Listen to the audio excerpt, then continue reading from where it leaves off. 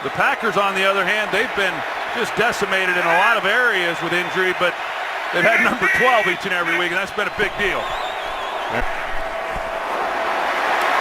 Pass rush coming, and Rodgers a perfect throw and simply dropped by Martellus Bennett. It would have been a first down, and Rodgers is hurt. He took a big hit at the end of that play just as he got it out, and it looked like he might have landed on that right shoulder. That's Anthony Barr. Shoulder, right elbow.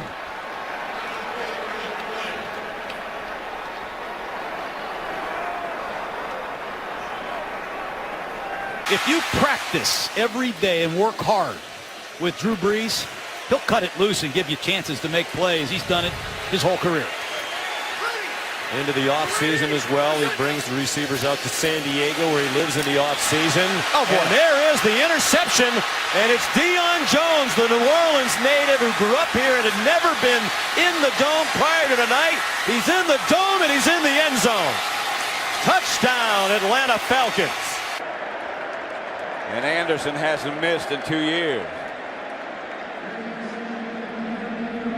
So that's a pretty good bet if you say, do you think Gary Anderson will make this field goal? The answer should probably be yes. 39 yards away. And it's not good. The Falcons have one timeout. They have the ball as Anderson misses. Pulled it left. So, again, we talked about his maturity over the course of the summer. Came in good shape, had done a lot with the guys because they weren't allowed to be around the coaches in the facility, organized some activities, stepped up in a leadership role, and we're seeing a lot of that. Pass was batted by Abraham, and this is Troy Bierman, chased by Kellen Davis, and Bierman takes it in. And had the ball knocked away, but it was ruled a touchdown. He crossed the plane, so Abraham batted the pass from Cutler. And then Troy Bierman, who will turn 26 years of age tomorrow with an early birthday present. I know Bailey's on a heck of a streak here, having hit 30 in a row. But he's definitely thinking about it. He knows it's a long kick. Hunter will hold it. For the win, Dan Bailey from 53 yards, and it is offline. Overtime in Dallas. Third down. 3 out of 4 times when the Steelers have started a season at 3-1 going back to 1990. They have made the playoffs. 2 of those years they've gone to the Super Bowl. Down the middle of the field, it is caught! Murphy inside the 10 all the way to the 5-yard line. And now Glennon will race him up to the line of scrimmage.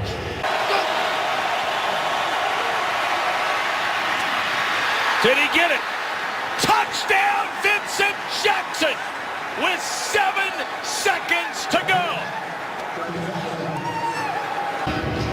And for the first time in 4 years, the Cowboys will have a winning record at the halfway point of this league. 3 yards. And here is Stafford's pass, and Calvin Johnson stopped at the 1-yard line. The Detroit Lions. No timeouts left. Time is running. They're at the 1, and Stafford says, come on in. Reaches over. Touchdown! Who talked about Hugh Jackson in Cleveland. So I have nothing bad to say about him. My fundamentals needed work, and Hugh Jackson did great work. And I'll tell you, he looks better. He looks sharp out here tonight. 35. That's on cue. Patrick Chung.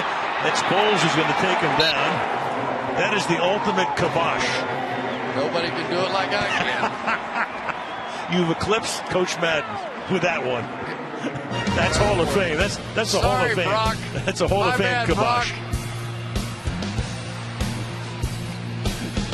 Play and the clock winding down below that. As the clock winds out on the Philadelphia Eagles, a game they thought would project them into a possible wild card position. It would bring them 7-5 had they won. But a late interception by the Giants will preserve a Giant victory. An upset win as the Giants lead 17-12 and we're inside 30 seconds. The Eagles have no timeouts. Wait a minute. Here's a free foot. I don't believe it. The Eagles pick it up, and Herman Edwards runs it in for a touchdown. An incredible development. Just like the opening game of the season when the New England Patriots were running the game out against the Washington Redskins. A fumble. This is the most astounding development. This is even more unbelievable.